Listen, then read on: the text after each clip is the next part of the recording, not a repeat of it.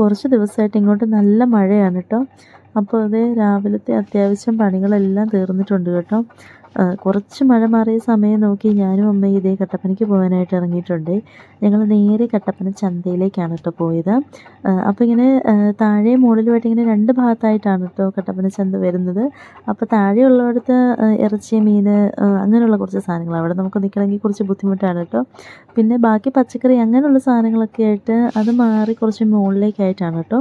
പിന്നെ വൈകിട്ടത്തേക്കിനുള്ള കപ്പയും ചിക്കനും ഒക്കെ വാങ്ങണമായിരുന്നേ. അപ്പോൾ അതൊക്കെ മേടിച്ച് പിന്നെ നേരെ ഇതേ കുഞ്ഞിനായിട്ട് കുറച്ച് കാടമുട്ട വാങ്ങാനൊക്കെ ആയിട്ട് വന്നേ. അതും പിന്നെ വേറെ കുറച്ച് സാധനങ്ങളൊക്കെ ഉണ്ടായിരുന്നു. അപ്പോൾ അതൊക്കെ പോയി വാങ്ങിച്ചിട്ട് നേരെ ഞങ്ങളിത് ബസ്സിനാണ് കേട്ടോ വന്നത്. ബസ്സിന് വന്ന് ഇറങ്ങി നമ്മുടെ വീട്ടിലേക്ക് കുറച്ച് നടക്കാനുണ്ട്. അപ്പോൾ അങ്ങോട്ടേക്ക് ഞാനും അമ്മയും കൂടെ നടന്ന് പോരും കേട്ടോ. അങ്ങനെ ഞങ്ങൾ വീട്ടിൽ വന്ന് വല്യമ്മച്ചി ചോറൊക്കെ ഉണ്ടാക്കി വെച്ചിട്ടുണ്ടായിരുന്നു കേട്ടോ. കുഞ്ഞിനെ കൊണ്ടുപോയിട്ടില്ലായിരുന്നു കേട്ടോ. കുഞ്ഞ് രാവിലെ ഇന്ന് കുറച്ച് നേരത്തെയാണ് കേട്ടോ എഴുന്നേറ്റ്. അതുകൊണ്ട് അവൾ ഉച്ചയ്ക്ക് സുഖമായിട്ട് കിടന്ന് ഉറങ്ങി കേട്ടോ. മഴയും തണുപ്പൊക്കെ ആയതുകൊണ്ട് സുഖമായിട്ട് അവൾ കിടന്ന് ഉറങ്ങിക്കോളൂ കേട്ടോ. അപ്പോൾ അവൾ ഉറങ്ങിയ ടൈം നോക്കിയാണ് കേട്ടോ ഞാനും അമ്മയും കൂടെ പോയത്. പിന്നെ ഞങ്ങളിതേ വന്ന് ചോറൊക്കെ കഴിച്ച് അമ്മ ചിക്കൻ മേടിച്ചതൊക്കെ കറി വയ്ക്കാനും അങ്ങനെയുള്ള പണിയൊക്കെ ആയിട്ട് പോയിട്ടോ. അപ്പം ഞാനത് തൂത്ത് വരാനും പറക്കാനും ഒക്കെ ആയിട്ട് ഇറങ്ങി. കുറച്ച് മഴ തോർന്ന് നിൽക്കുന്നൊരു സമയമായിരുന്നു കേട്ടോ. അപ്പോൾ ആ ഒരു സമയം നോക്കി ഞാനിത് റോഡിൻ്റെ സൈഡൊക്കെ ഒന്ന് തൂക്കാനായിട്ട് ഇറങ്ങി. മഴ പെയ്ത് നനഞ്ഞ് കിടക്കുന്നതുകൊണ്ട് തൂത്ത് കളയണമെങ്കിൽ നല്ല ബുദ്ധിമുട്ടാണ് കേട്ടോ. പിന്നെ കുഞ്ഞിനെ നമ്മൾ തൂക്കുന്നതിനേക്കാൾ ശ്രദ്ധ കൊടുക്കേണ്ടത് അവളിലേക്കാണ് കേട്ടോ. കാരണം അവൾ ഏത് സമയം ഓടിപ്പാഞ്ഞ് നടക്കുന്നതുകൊണ്ട് വണ്ടി വരുന്നത് കൊണ്ട് എനിക്കൊരു പേടിയുണ്ട് കേട്ടോ. കാരണം എപ്പോഴും നമ്മുടെ ഇതിൽ വണ്ടി പോകുന്ന റോഡാണ്. പിന്നെ അവളെയും കയറ്റി ഞാനിത് ഗേറ്റെല്ലാം അടച്ച് കുറ്റിയിട്ടു കേട്ടോ. അവളുള്ളത് കൊണ്ട് ഞാൻ ഏത് സമയം ഗേറ്റ് അടച്ച് കുറ്റിയിടുവേ.